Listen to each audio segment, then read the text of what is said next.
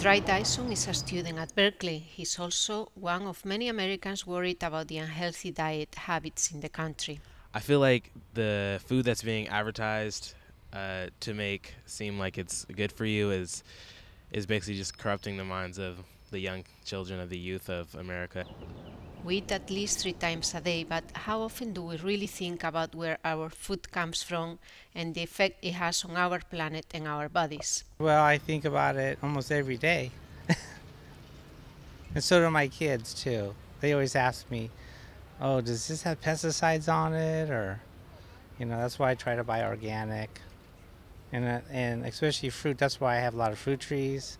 So I can, my kids can eat the food without all the pesticides.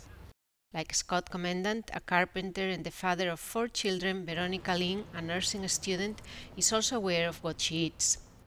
Well, I started thinking about it a lot more since my mom got cancer because she had to shift our whole family's diet. So she doesn't eat meat anymore. I try not to eat that much meat or dairy either. When it comes to food, people seem to believe that progress is not necessarily leading us in the right direction. In the 60s and 70s, everyone was more on healthy food. And now it seems like everyone's getting away from that. They don't have time. Children growing up these days don't know that the sugar that they're putting in their bodies are so harmful to them. I'm lucky that I grew up in a time that I am not addicted to sodas or sugars in my diet, but I feel very bad for young kids I see that are barely in their teens and highly obese because they don't understand what it is that they're putting in their bodies. People around Berkeley have different ideas about how to get a healthier diet and solve the obesity epidemic in the country. Thanks again, Annabelle. Thank you. I appreciate it. Annabelle Jenkins is a pioneer when it comes to eating healthy. Was one of those crazy people 20 years ago that banned trans fats out of my diet, and everybody thought I was nuts. What would she do if she were the health secretary in Washington? Ban trans fats.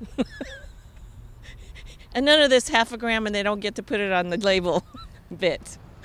Writer Michael Pollan advocates having a more respectful and balanced relationship with nature. Many residents at Berkeley think we can do better. I think how we just pump the land, as much as we can to squeeze every little thing out of it. I don't think that's good. Those who believe in a healthy diet admit that not always can resist temptations. Once in a while, I let them go to Burger King, so I had a hamburger.